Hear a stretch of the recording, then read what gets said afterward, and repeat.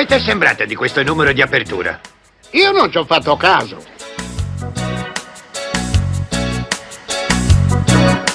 Buongiorno Lorenzo. Buongiorno professor Maggi, buongiorno. Nell'attesa io ho già bevuto. Ha fatto bene. Tu un caffettino? Ha fatto bene. Ma perché lo sprizzetto, sai, dipende dall'orario che lo prendi. Era giusto per prenderlo a quest'ora. I tanti nostri amici che ci guardano, ogni tanto qualcuno mi dice: c'era sempre imbriaco o la sera? Più o meno. Guardate che non ho lo sprizzetto alcolico, però questa volta mi sono limitato ad un succo di frutta alla pera. Ah, perfetto, quindi questo Resta un doppio senso, super. però alla pera. Vabbè. Sai cosa ne parliamo? Allora, io sono andato a vedere un po' di giorni fa Michele Santoro a Portoviro. Ottimo, perché Innanzitutto ha presentato il suo nuovo libro. Ha presentato il suo nuovo libro, che è un'intervista che ha fatto a un capo mafia, che era poi ha stabilito che la mafia ha i caporali, il caporal maggiore, eccetera. Questo qua sarebbe l'ha definito un generale comandante d'armata, quindi diciamo che è uno dei pezzi grossi, ma questa è un'altra storia. Allora, innanzitutto volevo fare i complimenti a Portoviro, che caspita, nella provincia, nel Basso Polesine, è il paese più effervescente. Da qualche anno Portoviro ha la mostra del libro, la presentazione di libri con cadenza quasi mensile. Devo dire che è l'unico comune della provincia che mantiene con ritmo questa caratteristica. Non è vero. No. Bisogna complimenti, quindi quando bisogna fare i complimenti, poi io che sono di taglio di Po, faccio pure fatica a farlo, il complimento. Un pizzichino di invidia. Sì, abbiamo questo piccolo spirito campanilistico. Ma non è che il suo sindaco un po' dorme? Allora, il nostro sindaco non posso dirlo perché sono molto amico. Anch'io però. No, sai cosa? Dopo andiamo sull'argomento. Secondo me tutti i sindaci che sono a fine mandato, l'ultimo anno, grande verità, l'ultimo anno lasciano le armi. Com'è che si dice? Si affievolisce lo spirito. Sì. E molto spesso magari non hanno la squadra che li sprona per continuare. Certo. Quindi volevo giustificare. Ha ragione. Sì, ecco, questa qua però, anche questa è un'altra storia. Santoro, bel discorso, ha fatto secondo me due punti interessanti. Innanzitutto di imparare a guardare ogni cosa rispetto a varie prospettive. Allora, dicevo giustamente, tu non puoi guardare una cosa solo in quest'angolo, ma devi guardarla in centro, a destra o a sinistra. Sembra da palissiano come discorso, però chiamerebbe caleidoscopio. Ecco, però il fatto è che effettivamente non è così. I fatti del Covid, non Covid, non ne parliamo. Io sono vaccinato, sono pro vaccino, però in ogni caso la gestione mediatica del Green Pass secondo me ha qualche pecca, quindi forse non hanno tutti i torti a contestarla a qualcuno, hanno i torti a contestarla in maniera violenta. Mai la violenza. Esatto, però se non il dubbio, aspetta che c'è il microfono qua, ecco, il dubbio sarebbe meglio perlomeno, cioè, lui parlava del punto di domanda, cioè, se metti un punto di domanda è una cosa, però quando metti un punto di domanda hai anche bisogno di risposte. Forse il ministro degli interni non brilla in capacità diplomatica di comunicazione. Può darsi, poi in questo momento che la comunicazione è, noi nel nostro piccolo la stiamo facendo anche noi, è essenziale. Parlavamo prima anche sempre fuori onda, parliamo più fuori onda che in onda però. Perché sì. Nel nostro fuori onda discutiamo molto. È vero. Non per niente.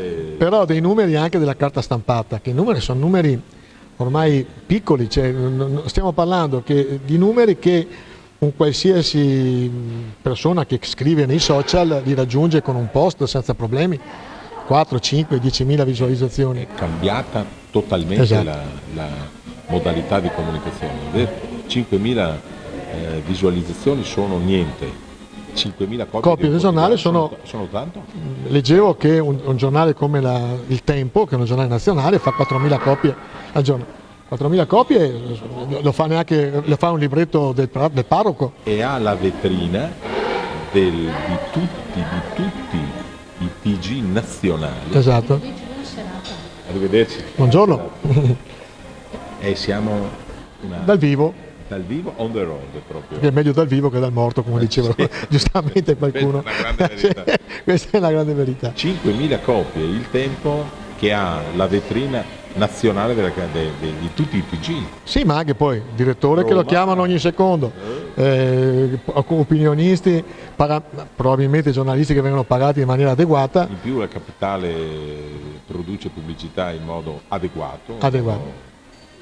Sì, però, ha la sfortuna di abitare in provincia. Beh, questo sì. Però, ecco, ritornando a Santoro, dove va secondo te la stampa? La stampa specialmente di inchiesta. Le polemiche sono venute fuori da Report, che anche lui ha messo un punto di domanda, ha messo il dubbio sul vaccino, Sì, ha messo molti dubbi. Esatto. Dove dopo... sta andando? Bella domanda. Mi permetta, professor Sì. Maggi, un ragionamento.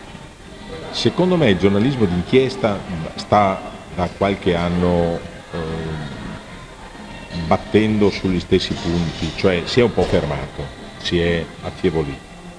Secondo me perché non esiste, o comunque non ci sono più i giornalisti di un tempo, una battuta che può essere usata sempre, perché il giornalismo d'inchiesta secondo me va separato dal giornalismo, o il giornalista deve separare dal giornalismo di natura politico-ideologica, cioè il giornalista d'inchiesta deve fare delle inchieste indipendentemente dalla titolazione del giornale che fa, cioè esiste, non è che i giornali di sinistra sono bravi perché fanno le inchieste e i giornali di destra no, o il contrario, il giornalismo d'inchiesta deve avere giornalisti che fanno l'inchiesta e la approfondiscono con grande professionalità.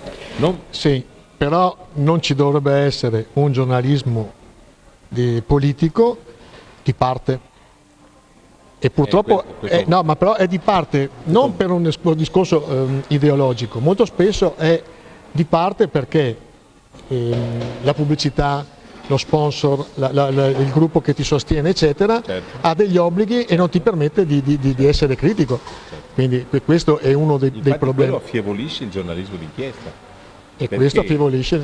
Comunque lei che ne ha a che fare tutti i giorni, è perché rispetto ai grandi giornali di un tempo, non italiani, ma dovremmo aver imparato dagli americani, è che c'è sempre meno capacità imprenditoriale e editoriale, cioè l'editore puro è colui che sa che se fa un buon giornale è molto venduto, per cui vende anche pubblicità, e adesso sono altri gruppi che si dedicano e poi probabilmente adesso giornalismo. c'è un'offerta più ampia, nel senso che l'editore c'ha il giornale, però c'ha anche il web, c'ha una TV, c'ha, vedo Cairo per esempio, Cairo certo, c'ha telegiornale, Berlusconi stesso, certo. Quindi mi consenta però di dire che nel mondo dell'informazione sono arrivati tanti pirati però che sfruttano i giornalisti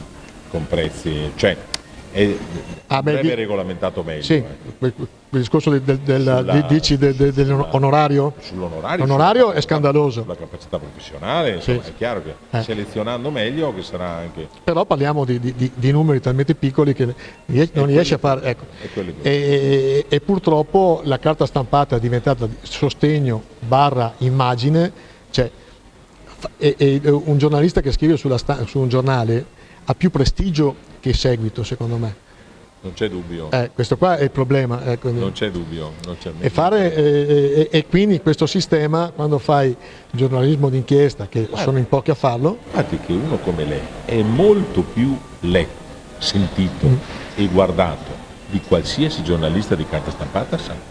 Può darsi, però ancora il blasone che ha la carta stampata, e quindi glielo lasciamo, per fortuna c'è. Però è cambiato. Ma è vero che quando lei era giovane conobbe Gutenberg?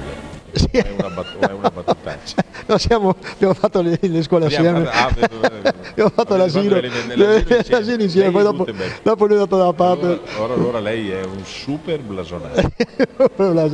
Vabbè, quindi fare giornalismo d'inchiesta decisamente fatica in Italia in questo momento. Troppi potentati. Bisogna aiutare il giornalismo. Bisognerebbe aiutarlo oppure non relegarlo solamente nel web. Anche perché se non ci fosse il giornalismo d'inchiesta, quante cose non sapremmo. Cioè non lo sappiamo lo stesso. Un giorno poi parleremo degli omissis che c'è in Italia, ma questa è un'altra storia. Questa è una storia che riguarda i servizi segreti. E non solo. non solo. Quando bisognerebbe fare gli omissis anche in famiglia, no? Quando la moglie, non so, si arrabbia per qualche motivo, omissis. Vedete, il professor Maggi è sempre più stimolante. È Sì. una cosa, è veramente bravo. Anche qua potreste interpretarlo in qualche maniera. Intellettualmente, è andato alla presentazione del libro di Santoro. Vuol dire che perché ci sono quelli che i libri li scrivono e quelli che i libri li leggono. Ed è importante che qualcuno scriva, ma molto importante soprattutto che legga. Già leggere, ricordiamoci, leggiamo i libri. Detto questo, ciao ciao. Arrivederci, a domani.